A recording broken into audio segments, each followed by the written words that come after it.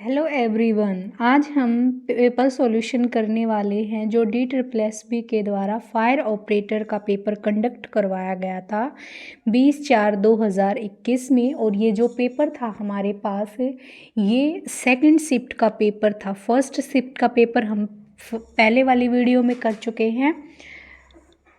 इस वीडियो में हम जर्नल हिंदी के सेक्शन को देखेंगे। इस पेपर के अंदर हमारे पास जो है 2020 के टोटल 40 क्वेश्चंस आए हुए थे। तो पहले हम हिंदी 1 को देख लेते हैं। चलिए शुरू करते हैं। पहला प्रश्न हमारे पास है, निम्नलिखित में से आध्यात्मिक में कौन सी संधि है? तो आध्यात्मिक के अंदर हमारे पास यण संधि है। यण संधि जो है हमारी किसका भाग है? ये हमारा स्वर संधि का भाग है। किसका है? हमारा स्वर संधि का भाग है। अब बात करते हैं, अगर हमें इसका संधि विच्छेद करना है तो हम आध्यात्मिक का संधि विच्छेद कैसे लिखेंगे? इसका हम लिखेंगे आ ध या तम आध्यात्म प्लस 1। अगर हमसे आध्यात्मिक के अंदर प्रत्यय पूछ ले तो प्रत्यय भी हमारा इसके अंदर इक होता है और आध्यात्मिक जो है इसका उपसर्ग होता है। चलिए अगले प्रश्न पर चलते हैं।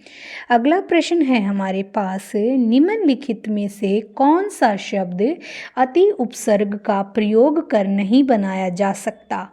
यानी कि हमारे पास अगर हम देखें अत्याचार, अत्युक्ति और अतिवृष्टि, इन तीनों के अंदर हमारे पास अति उपसर्ग है। लेकिन अधिकृत के अंदर क्या है? हमारे पास जो है अति जो है नहीं है। अधिकृत के अंदर जो हमारा उपसर्ग है वो है अधि। अधि का मतलब होता है श्रेष्ठ होना। क्या होना? अधि का मतलब होता है श्रेष्ठ होना। और जो हमारा अतिवृद्धि है, अतियुक्ति है और अत्याचार है, इन तीनों के अंदर हमारे पास जो है इसके अंदर उपसर्ग अति है और अति का मतलब होता है कोई चीज़ अधिक होना। चलिए अगले प्रश्न पर चलते हैं। अगला प्रश्न है हमारे पास, निम्नलिखित में से गुणहीन में कौन सा समास है? तो गुणहीन का सबसे पहले हम देख लेते हैं समास विग्रह कैसा होगा। तो गुणहीन का मतलब होता है गुण से हीन। अगर हम इसका समास विग्रह करते हैं गुण से हीन, तो यहाँ पर हमारे पास विभक्ति आई है से। तो ये हमारी किसके अंदर आती है? तत्पुरुष समास के अंदर हमारे पास विभक्ति आती हैं, कर्ता, कर्म, संबोधन, इस तरह से। ये जो है हमारा से का मतलब है यहाँ पर जो विभक्ति आई है तो ये हमारा आपादान कारक, आपादान तत्पुरुष के अंदर भी आपादान कारक, क्योंकि से यहाँ अलग होने से मतलब है। क्या है? अलग होने से मतलब है। तो आंसर कौन सा हो जाएगा इसका? तत्पुरुष समास। अगले प्रश्न पर चलते हैं। अगला प्रश्न है हमारा, निम्नलिखित में से तत्सम शब्द का चयन कीजिए। तो इसका आंसर हो जाएगा हमारा क्रोध। अगले प्रश्न पर चलते हैं। अगला प्रश्न है हमारे पास, निम्नलिखित में से कौन सा शब्द समूहवाचक संज्ञा नहीं है? देखिए समूहवाचक संज्ञा जो है हमारा जातिवाचक संज्ञा का हिस्सा है। जातिवाचक संज्ञा का हिस्सा है। किसका हिस्सा है? जातिवाचक संज्ञा का। जातिवाचक संज्ञा हमारे पास दो तरीके की होती है। एक होती है हमारी समूहवाचक, एक होती है हमारी समूहवाचक और दूसरी हमारी होती है द्रव्यवाचक। क्या होती है? द्रव्यवाचक। अगर हम बात करें यहाँ पर हमें समूहवाचक संज्ञा नहीं बतानी है, तो जो हमारा तांबा, देखो जो हमारी कक्षा, संघ और टुकड़ी, ये तीनों की तीनों हमें किसी समूह के बारे में जानकारी दे रही है। यहाँ पर जो हमारे पास जाति के बारे में, तांबा भी वैसे जाति के बारे में, लेकिन ये तीनों हमारे समूहवाचक का उदाहरण है और तांबा हमारा द्रव्यवाचक का उदाहरण है। अगले प्रश्न पर चलते हैं। अगला प्रश्न है हमारा, दिए गए वाक्य के लिए एक शब्द का चयन कीजिए जिस पर अभियोग लगाया गया हो, उसको बोलते हैं हम अभियुक्त। क्या बोलते हैं? अभियुक्त। अभियोगी क्या होता है? अभियोगी होता है जो आक्रमण करने वाला होता है। आक्रमण करने वाले को हम क्या बोलते हैं? करने वाले को हम जो आक्रमण करने वाला होता है उसको हम अभियोगी बोलते हैं। अगले प्रश्न पर चलते हैं। अगला प्रश्न है हमारा, निम्नलिखित में से कौन सा शब्द अनुचित का पर्यायवाची नहीं है? तो ये हो जाएगा हमारा शोध। अगले प्रश्न पर चलते हैं। अगला प्रश्न है हमारा यहाँ पर, दिए गए शब्द युग्म के सही अर्थभेद वाले विकल्प का चयन कीजिए। तो ये ढोंगी का मतलब, ये डोंगी है, डोंगी का मतलब छोटी नाव और ढोंगी का मतलब पाखंडी। अगले प्रश्न पर चलते हैं। अगला प्रश्न है हमारे पास, निम्नलिखित में से खींचना का विलोम शब्द क्या होगा? खींचना का विलोम शब्द हमारे पास हो जाएगा रिझाना। क्या हो जाएगा? रिझाना। अगले प्रश्न पर चलते हैं। निम्नलिखित में से हिंदी में व्यंजन वर्णों की संख्या कितनी है? तो ये हमारी कितनी है? 33। ठीक है, कितनी है हमारी? 33। अगले पर चलते हैं। निम्न में से रुगण का विलोम शब्द क्या है? तो ये है हमारा निरोग। निरोग। ठीक है, अगले प्रश्न पर चलते हैं।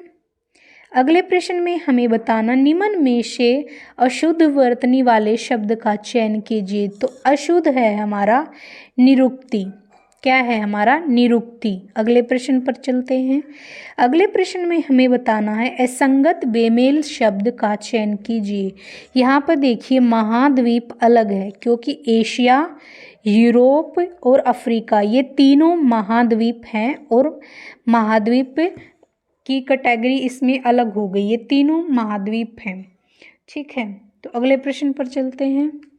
अगला प्रश्न है हमारे पास, निम्नलिखित में से कौन सा शब्द भोरा का पर्यायवाची है? तो भोरा का जो है वो है मधुप। क्या है? मधुप। अगले प्रश्न पर चलते हैं। अगले प्रश्न में निम्नलिखित में से किस शब्द की वर्तनी शुद्ध है? तो वर्तनी हमारी आत्मसाद की है।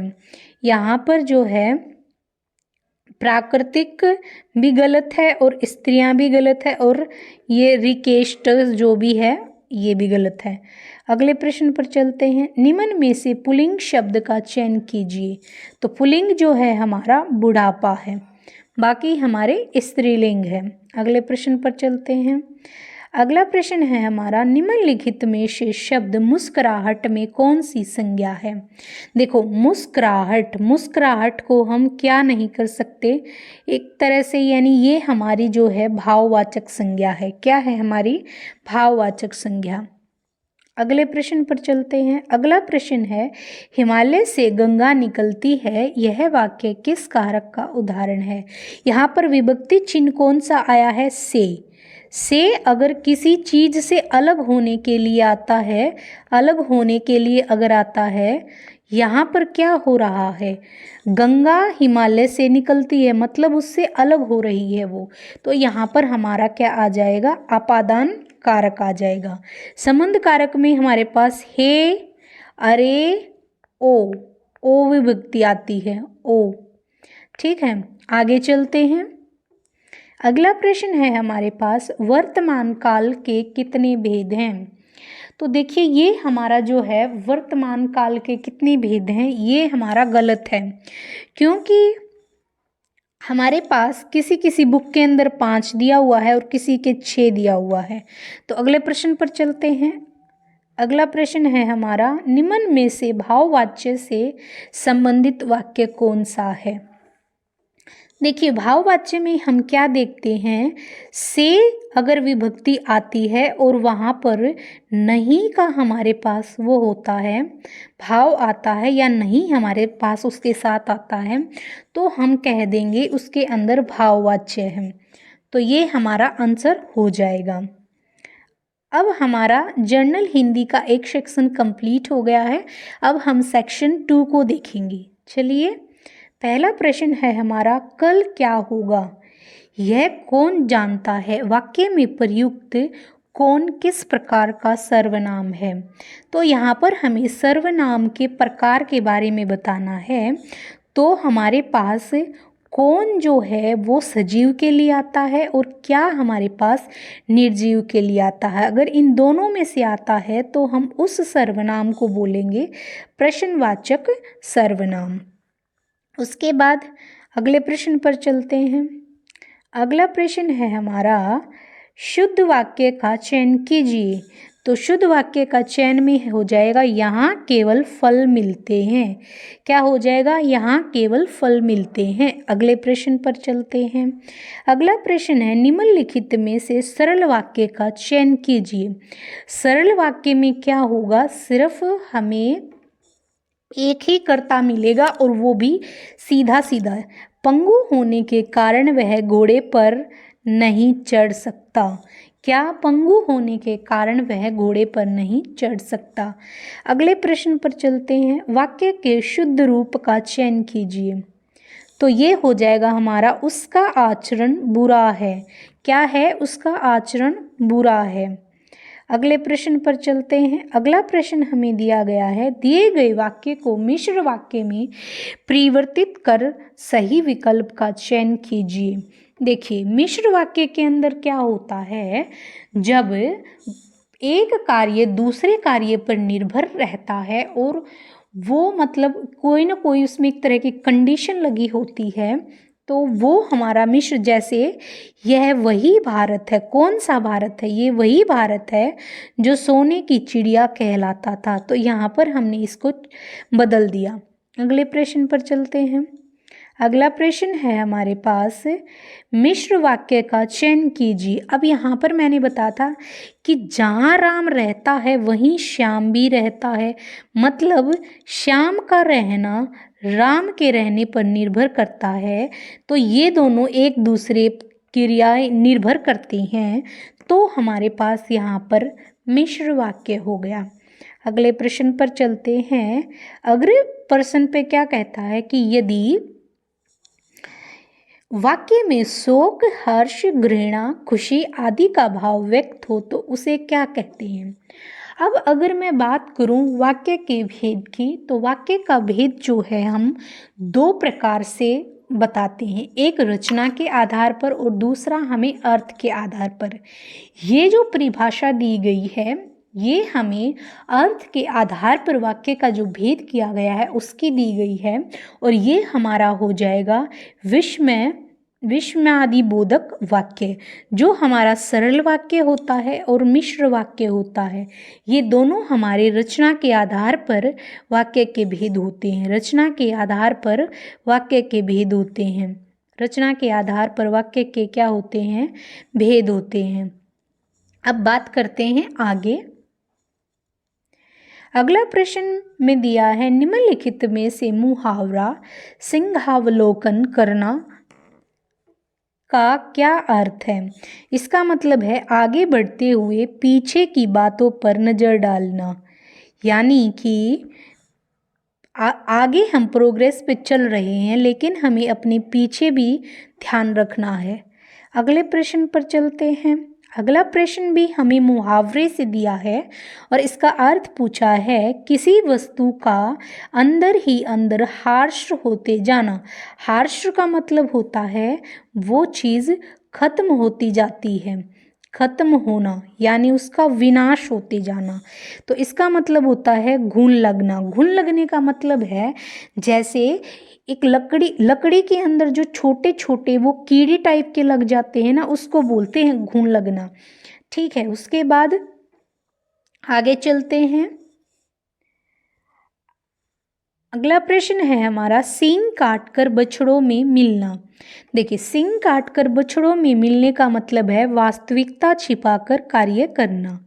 मतलब सारे बछड़े हैं, अगर कोई उसमें क्योंकि बछड़ों के तो सींग होते नहीं हैं जब छोटे होते हैं। अगर किसी के सींग हैं और अगर वो उनमें जाके मिलेगा तो वो अलग से पहचान में आ जाएगा, इसलिए उसने क्या किया, अपना रूप ही बदल लिया, यानी उन्हीं जैसा हो गया, यानी वास्तविकता छिपाकर कार्य करना। अगले प्रश्न पर चलते हैं। अगला प्रश्न में हमें दिया गया है लोकोक्ति, पढ़े फारसी बेचे तेल यह देखो कुदरत का खेल, हमें अर्थ बताना। अब देखो, पढ़ तो वो बेचारा फारसी रहा है और बेच वो तेल रहा है, जैसे कि आजकल हो रहा है, यानी योग्यता के अनुसार जो है किसी को भी वैसी नौकरी नहीं मिल रही है। ठीक है, मतलब ज़्यादा योग्यता वाले भी, मतलब एकदम ये बोल सकते हैं हम डी ग्रुप के फॉर्म भी डालते हैं। तो इसका मतलब है कि विवश होकर योग्यता से निम्न स्तर का कार्य करना। आगे चलते हैं। अगला प्रश्न है हमारे पास, लोकोक्ति या कहावत के प्रचलित रूप का चयन कीजिए। तो प्रचलित रूप है हमारे पास, गुरु गुड़ ही रहे चेले शक्कर हो गए। क्या? गुरु गुड़ ही रहे चेले शक्कर हो गए। आगे चलते हैं। अगला प्रश्न है हमारे पास, वाक्य में प्रयुक्त किसी पद या संपूर्ण वाक्य को स्पष्ट करने के लिए खालिस्तान का प्रयोग किया जाता है, तो वो हमारा होता है कोष्टक चिन्ह। कोष्टक चिन्ह हमारे पास 3 तरीके के होते हैं, एक ये वाला होता है और एक ये वाला होता है। बात करते हैं लागू चिन्ह। लागू चिन्ह में जो हम यहाँ ऐसे एक सर्कल लगाते हैं, योजक चिन्ह में हम बीच में जोड़ने के लिए ऐसा डंडा लगाते हैं, और पूर्ण विराम हमारा ये वाला चिन्ह है। आगे चलते हैं। अगले प्रश्न में है हमारे पास, निम्नलिखित में से किस वाक्य में अर्ध विराम चिन्ह का सही प्रयोग नहीं किया गया है? अर्ध विराम चिन्ह की बात करें तो ये हमारा अर्ध विराम चिन्ह होता है। यहाँ पर जो हमारे पास ऑप्शन 3 दिया है, नहीं ऐसा नहीं हो सकता में, ये गलत दिया है। ठीक है, तो अगले प्रश्न पर चलते हैं। अगला प्रश्न है हमारा, निम्नलिखित में से तुलना बोधक सा सी से के पूर्व किस चिन्ह का प्रयोग किया जाता है? तो ये हमारा होता है योजक चिन्ह। त्रुटि चिन्ह कौन सा होता है? ये हमारा त्रुटि चिन्ह होता है। लागू चिन्ह मैंने अभी बताया था ये वाला, और विस्मयवाचक चिन्ह हमारा ये वाला होता है। अगले प्रश्न पर चलते हैं। आगे हमें दिया गया है गद्यांश। सभी लोग वीडियो को पॉज करके गद्यांश को ध्यानपूर्वक पढ़ेंगे, उसके बाद हम प्रश्नों को हल करेंगे। ठीक है, आशा करती हूँ कि आपने इसे ध्यानपूर्वक पढ़ लिया होगा। अब हम अपने प्रश्नों पर चलते हैं। पहला प्रश्न है हमारा, निम्नलिखित में उपरोक्त गद्यांश का उचित शीर्षक क्या है? तो ये हो जाएगा हमारा पुलवामा हमला। अगला प्रश्न है, निम्न में से उपरोक्त गद्यांश के अनुसार पुलवामा हमले की जिम्मेदारी किस संगठन ने ली? तो पाकिस्तान बेस्ट आतंकी संगठन जैसे मोहब्बत। अगले प्रश्न पर चलते हैं। अगला प्रश्न है हमारे पास, निम्नलिखित में से उपरोक्त गद्यांश के संदर्भ में कौन सा कथन सही नहीं है? पुलवामा हमले में सीआरपीएफ के 40 जवान शहीद हो गए थे। यह जवान सीआरपीएफ के 67वीं बटालियन से थे। तो ये वाला हमारा इसका आंसर हो जाएगा। अगले प्रश्न पर चलते हैं। निम्न में से उपरोक्त गद्यांश के अनुसार पुलवामा हमले के संदर्भ में कौन सा कथन पूर्ण रूप से सही है? तो हमारा ये पहले वाला हो जाएगा। सीआरपीएफ से संबंधित 78 बसें करीब 2500 जवानों को लेकर नेशनल हाईवे 44 से गुजर रही थी। अगले प्रश्न पर चलते हैं। अगला प्रश्न है हमारा, उपरोक्त गद्यांश के अनुसार जवानों पर आत्मघाती हमले को अंजाम देने वाले आदिल को पुलिस ने खालिस्तान अलग अलग मामलों में हिरासत में भी लिया था। तो वो है हमारा 6 बार। तो ये प्रश्न पत्र हमारा यहीं समाप्त होता है। अगर वीडियो पसंद आए तो वीडियो को लाइक करें, चैनल को सब्सक्राइब करें।